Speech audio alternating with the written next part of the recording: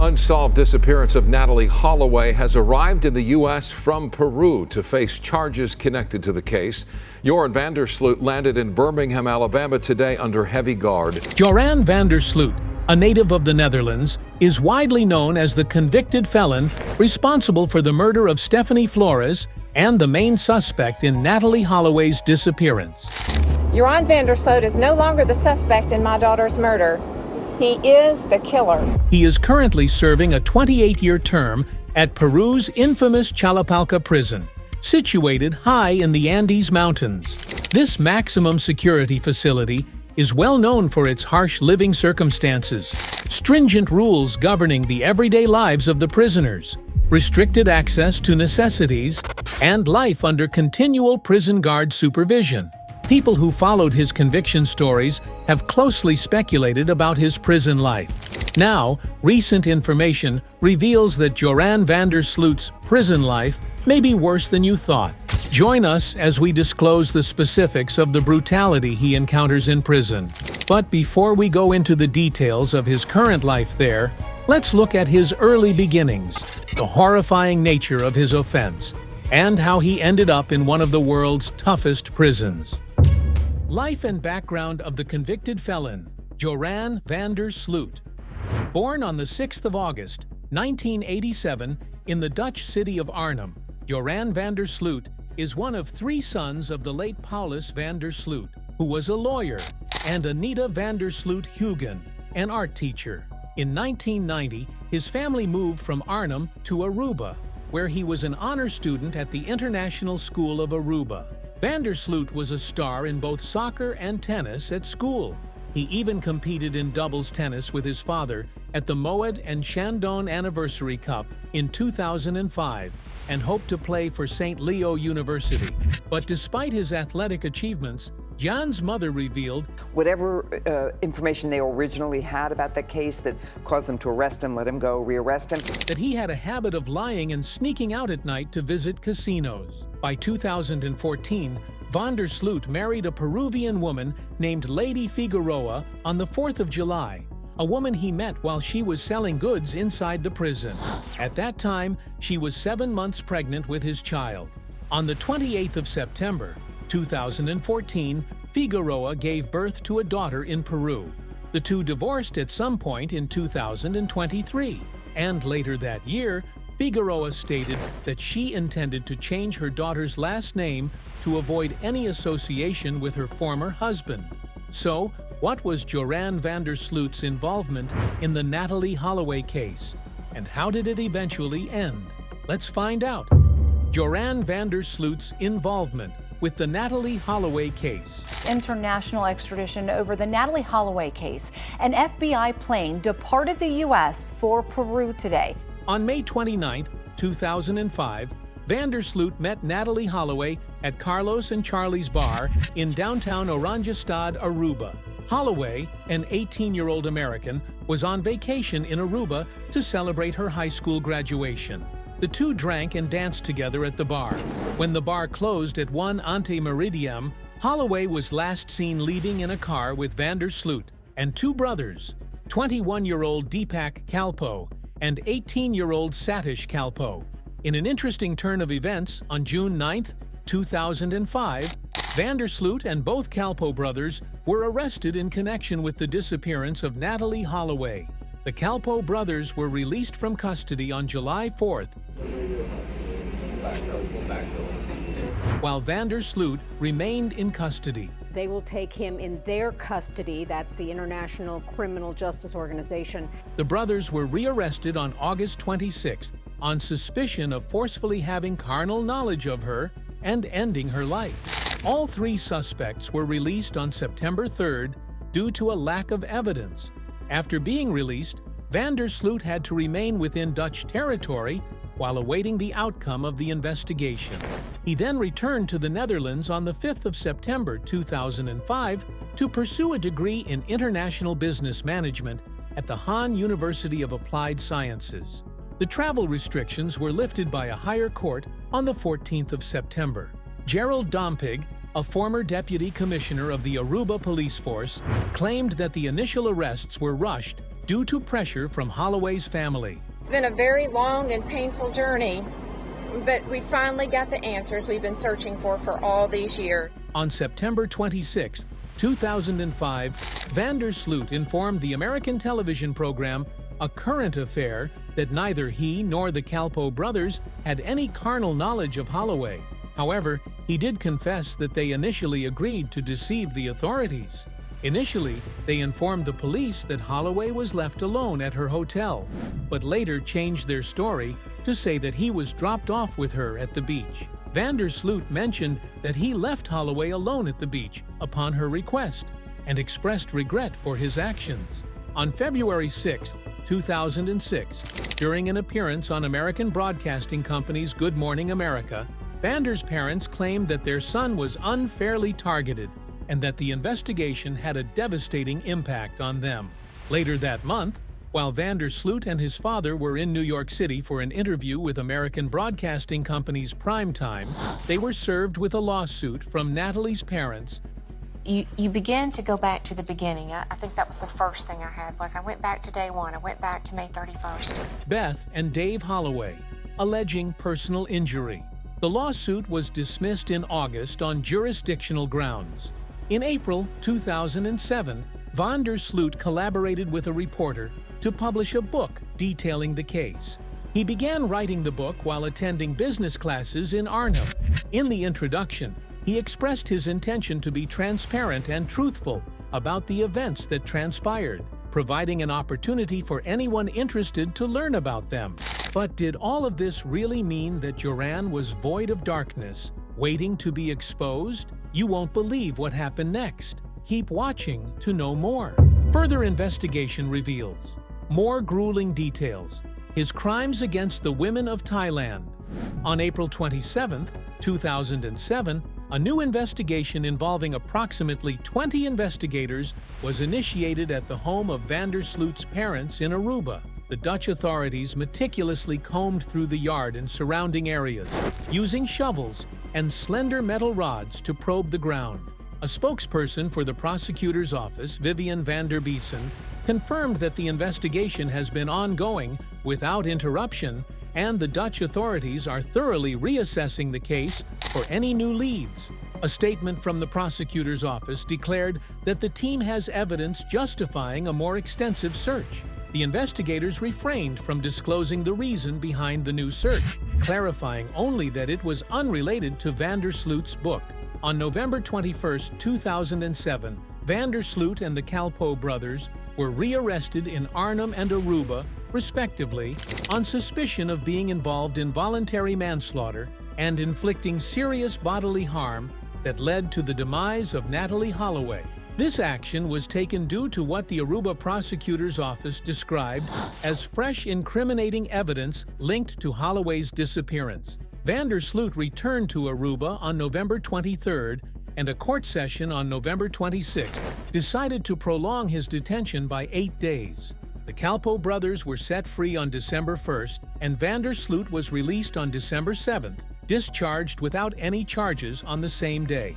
On January 11th, 2008, during an appearance on the Dutch late-night talk show Pauw en Vitamin, Van Der Sloot reacted to a challenge from crime reporter Peter de Vries by throwing a glass of red wine at de Vries. Subsequently, on February 3rd, an undercover video produced by de Vries was broadcast on Dutch television, allegedly showing Van Der Sloot smoking marijuana and confessing to being present at the time of Holloway's death. This program attracted an audience of 7 million viewers in the Netherlands, making it the most popular non-sports show in Dutch television history. Patrick van der Eem, who was undercover for de Vries, had established a friendship with Van Der Sloot without his knowledge of being recorded. Van Der Sloot mentioned that Holloway had experienced a seizure while engaging in a very intimate moment with him on the beach. Following her death, Van Der Sloot claimed to have contacted a friend named Dory, who assisted in disposing of Holloway's body by placing it on a boat and dumping it into the sea. Despite the incriminating nature of the video, the Aruban prosecutor deemed the evidence insufficient to justify any arrests. Van Der Sloot contended that he had fabricated the story to impress van der Eem, whom he believed to be involved in trafficking illegal substances.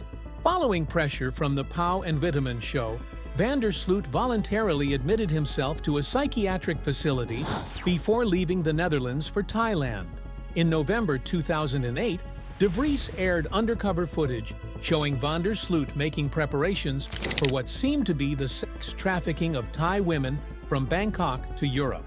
De Vries claimed that Van Der Sloot was making $13,000 for every woman sold into prostitution in the Netherlands. Van Der Sloot had been using the alias Murphy Jenkins to avoid Thai authorities. Peruvian Minister of Justice Aurelio Pastor later stated that Thailand was pursuing criminal charges against Van Der Sloot.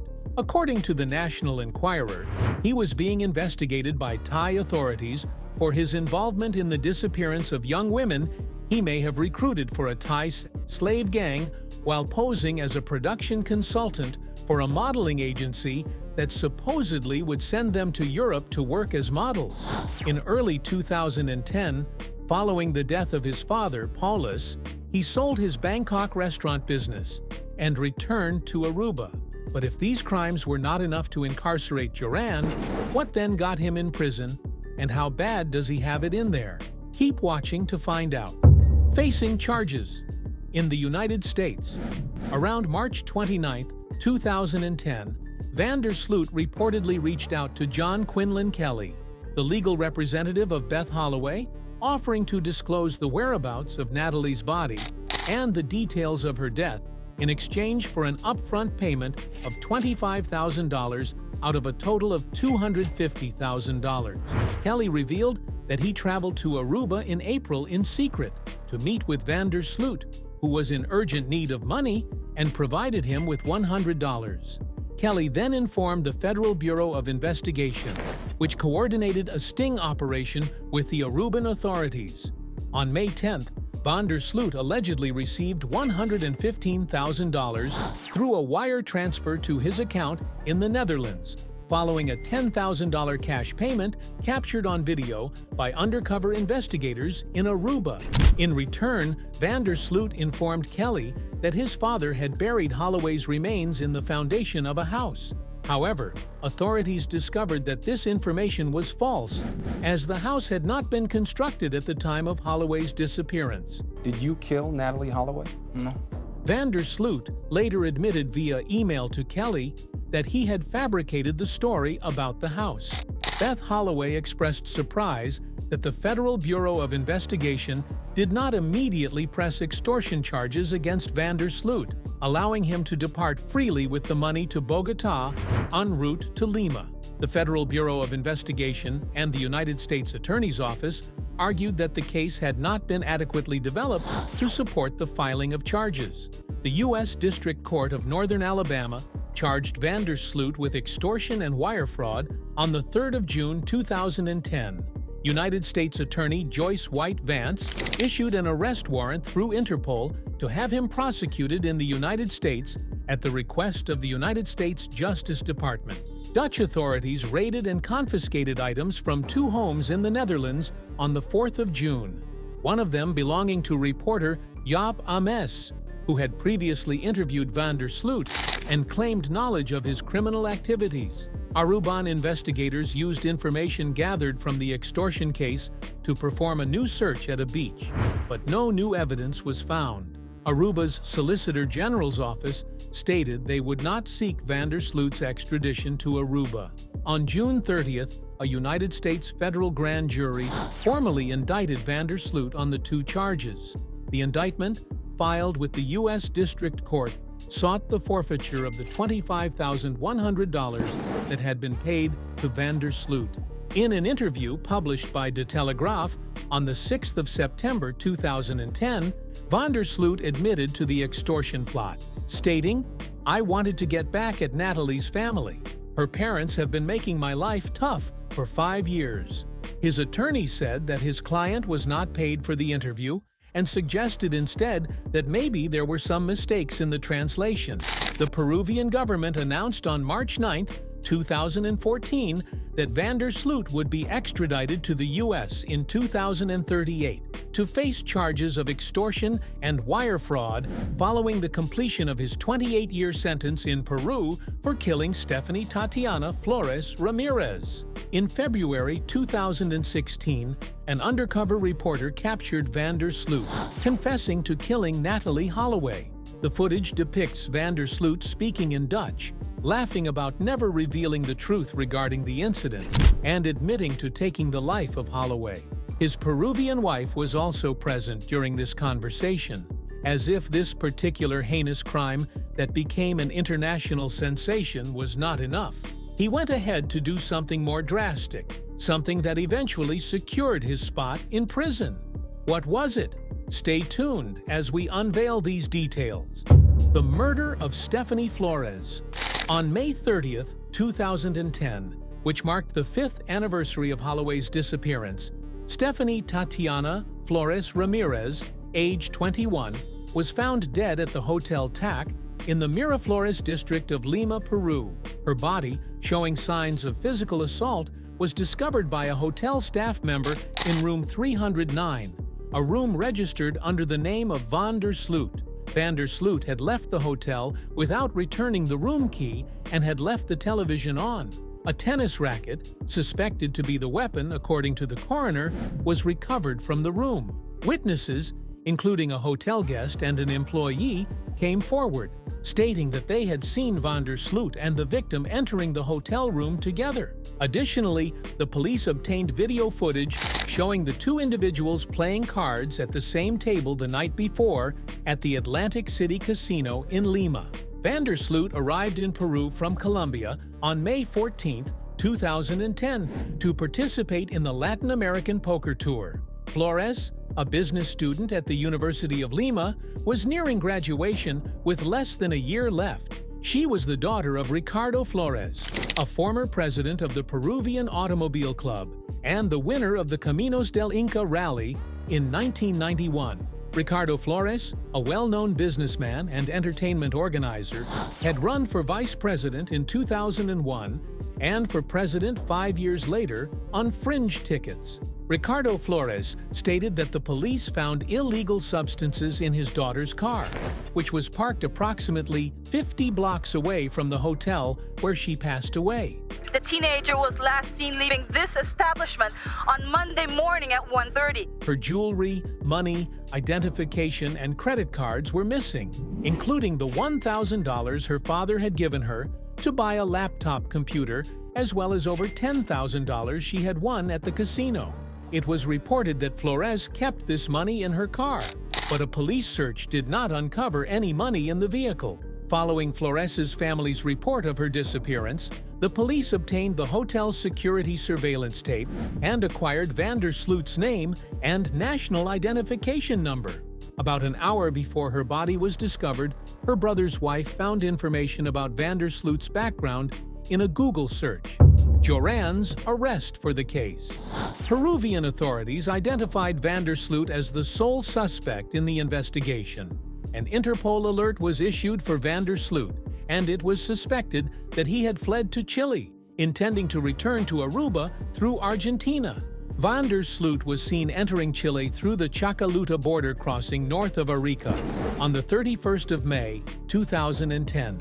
His former girlfriend, Melody Granadillo, reported that Van Der Sloot messaged her asking for money to purchase a ticket back to Aruba. On the 3rd of June, Van Der Sloot was apprehended near Curacaví by the Investigations Police of Chile while traveling in a rented taxi on Highway 68 between the coastal city of Viña del Mar and the capital of Santiago. He was found in possession of a laptop, foreign currency, a business card case, detailed charts of ocean currents around Lima, and blood-stained clothing. His phone SIM card was missing, rendering mobile phone tracking of his location impossible.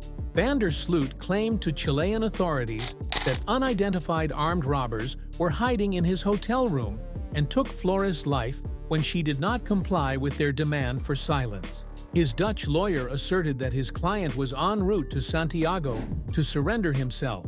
He was subsequently deported and transported by Chilean police in a Cessna 310 back to Arica to be handed over to Peruvian authorities at the Chacalutta border crossing. On June 4th, Van Der Sloot was brought to Lima Police Headquarters, where he was questioned about Flores's death with attorney Luz Maria Romero Chinche by his side. A translator for his defense was provided by the Dutch embassy. He was confined to a cell on the 7th floor and allowed to communicate with his mother. After reports surfaced that he intentionally struck his head against a wall, guards placed Van Der Sloot on watch so he wouldn't end his life. On the 10th of June, he was transferred to a cell at the prosecutor's office in central Lima. However, during the investigation, the details of the incident surprised the world. What was revealed? Let's find out. The true story of Stephany's death. Surveillance footage from the Atlantic City casino captured Flores winning $10,000 at a baccarat table on the 25th of May, 2010, accompanied by a male friend who was not Van Der Sloot. According to casino spokesperson Luis Laos, she also won $237 playing poker on the 29th of May, and it was typical for people to be aware of the identities of big winners. Laos confirmed that Van Der Sloot did not win any money that night. At 3 a.m. on the 30th of May, Flores was recorded entering the casino alone and walking to a poker table where Van Der Sloot was sitting. Van Der Sloot had not registered for the Latin American Poker Tour. The deadline to pay the $2,700 entry fee for the 2nd of June event at the casino was the 30th of May. Law enforcement authorities released hotel security footage showing Van Der Sloot and Flores entering the hotel TAC together at approximately 5 a.m. on the 30th of May. Around 8:10 a.m., he was observed walking across the street to a supermarket and returning with bread and 2 cups of coffee. At about 8:45 a.m., he was seen leaving the hotel alone with his bags. The results of the autopsy concluded that there was no evidence of any intimate activity before Flores' death, and that she had not consumed enough alcohol to incapacitate her from defending herself against an attack. The autopsy revealed that she sustained blunt force trauma to her head, resulting in a brain hemorrhage, cranial fracture, and broken neck. Additionally, she exhibited significant facial injuries and signs of asphyxiation. Flores also tested positive for amphetamines, although it was not determined whether she ingested it voluntarily or involuntarily. The blood stains on Van Der Sloot's clothing were consistent with Flores's blood type. Blood was also discovered in the hotel room on the floor, hallway, and mattress. Law enforcement announced that DNA testing would be carried out on the clothing, skin found beneath the victim's fingernails, and the tennis racket that had been previously recovered. Ricardo Flores mentioned in interviews that his daughter's body had to be exhumed Me dijeron que no quería recordar a mi hija como to obtain DNA evidence from her fingernails, and that she had not been cremated for this purpose. The National Police of Peru provided a copy of Van Der Sloot's laptop hard disk drive to the Federal Bureau of Investigation on the 14th of March, 2011.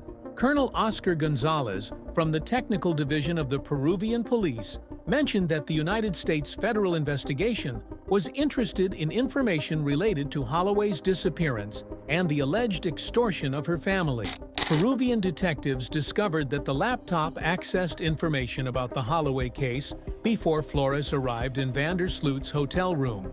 It was then used to visit 2 poker websites at around the time Flores was present in the room. According to a police dossier, the laptop was later used to search Google for the subject's relationship between the Peruvian and Chilean police, Chilean border pass buses in Chile, and countries that do not extradite in Latin America. It was obvious that he knew what he was doing. But did he admit to these crimes? Joran's confession and final incarceration.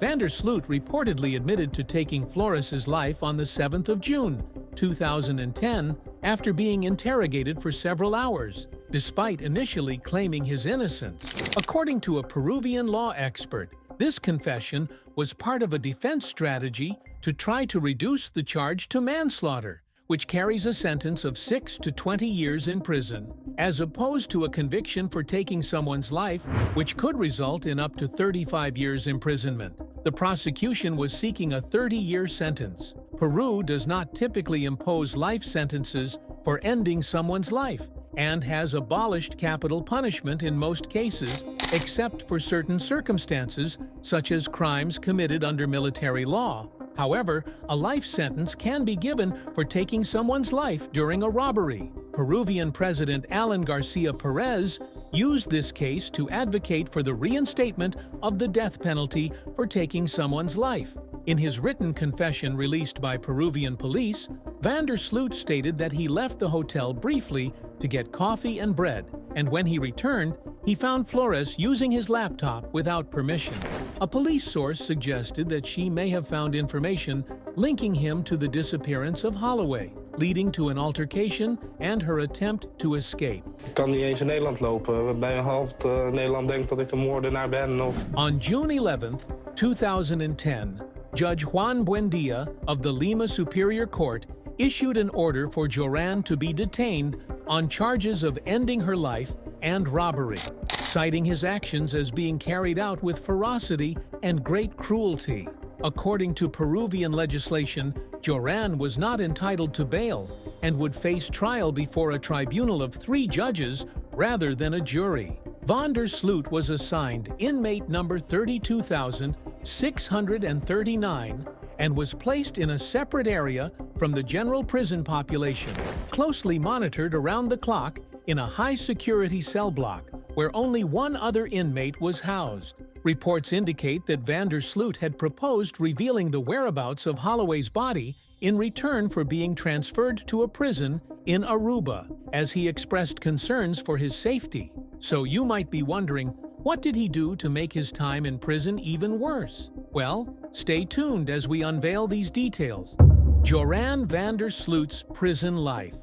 On the 11th of January 2012, Van Der Sloot admitted to taking the life and committing simple robbery of Flores, resulting in a conviction and a 28-year prison sentence for the incident on the 13th of January.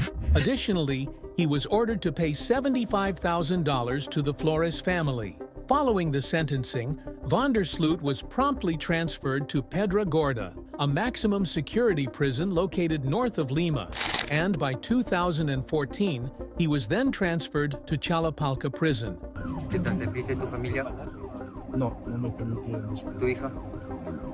A high-security correctional facility located in the mountainous regions of Peru. In February 2021, while serving his sentence at Challapalca Prison, Van Der Sloot was found guilty of trafficking illegal substances. He had orchestrated a cocaine trafficking scheme within the prison, utilizing sugar beet smuggled by a family member of another inmate. In August 2020, Van Der Sloot proceeded to distribute the cocaine within the prison and established a network to send packages of cocaine to various destinations abroad. His actions were eventually discovered by prison authorities. As a result of the illegal substance trafficking conviction, Van Der Sloot received an additional 18 years to his original sentence. According to Peruvian law, he is set to be released in 2045, as prison sentences cannot exceed 35 years. He was interested in me bringing him a blonde girl. Unless the individual has been sentenced to life imprisonment. In February 2024, various news sources disclosed that he was granted conjugal visits by 3 women, one of whom is his longtime girlfriend, Ava Panico. Subsequently, in April 2024, he was assaulted by 2 fellow inmates in a communal area of Challapalca Prison. Despite the attack, he managed to escape with minor injuries. Allegations of preferential treatment, such as access to the internet and possession of a cell phone, have led to his relocation within the prison system. His current confinement at Challapalca Prison is considered one of the harshest environments he has experienced. Apart from being overcrowded and unsanitary, Challapalca's remote location in the Andes Mountains has raised concerns about the treatment of prisoners. Amnesty International has highlighted potential instances of cruel, inhuman, and degrading treatment faced by inmates at the facility. Moreover, Van Der Sloot has faced threats from other prisoners. Well, that's it on Joran Van Der Sloot. With all of the crimes he has committed, do you think he deserves what he is getting? Share your thoughts in the comments section below. Thank you for watching this video. Please do well to like, subscribe, and share. See you in the next one.